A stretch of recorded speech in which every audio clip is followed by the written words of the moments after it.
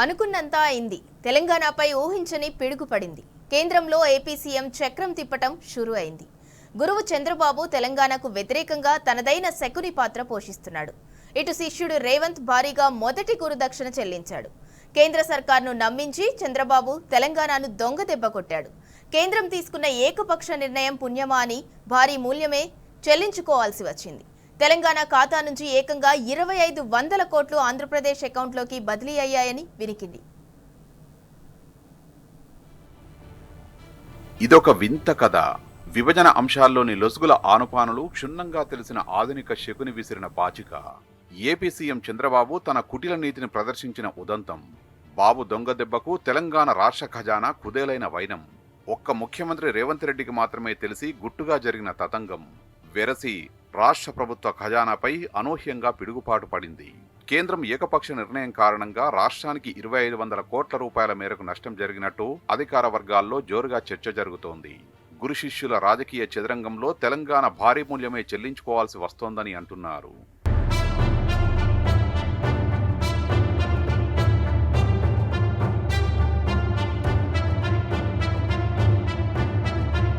ఆంధ్రప్రదేశ్ పునర్విభజన చట్టం 2014 ప్రకారం తెలంగాణ ఏపీల మధ్య జనాభా దామాషాలో ఆస్తులు అప్పుల విభజన జరగాలి. ఆ ప్రయాస 10 ఏళ్ల తర్వాత కూడా కొనసాగుతూనే ఉంది.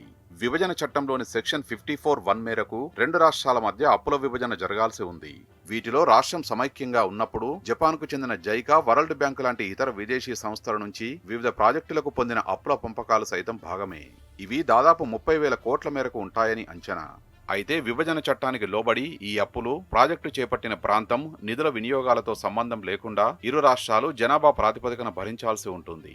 కానీ ఇక్కడే 2014లో ఆంధ్రప్రదేశ్ సీఎంగా బాధ్యతలు చేపట్టిన చంద్రబాబు తనదైన మార్కు కుటిల రాజకీయాలకు తెరలేపారు. రాష్ట్ర విభజన చట్టంలోని సెక్షన్ 54(1)కి విరుద్ధంగా దాదాపు 15 ప్రాజెక్టుల అప్పుల విభజనపై గొల్లెం పెట్టారు.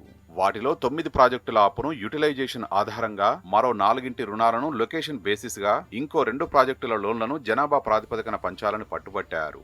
కాగా విభజన చట్ట ప్రకారమే ఆ అప్పులు పంచి మాలెక్క మాకు తేల్చి చెప్పాలనేది తెలంగాణ వాదన. అదే విషయాన్ని కేంద్ర హోంమంత్రిత్వ శాఖకు వరుస విజ్ఞప్తులు చేస్తూనే ఉంది. ఈ పంచాయతీ ఇంకా తేలనే లేదు. 10 ఏళ్లు గిర్రున తిరిగిపోయాయి.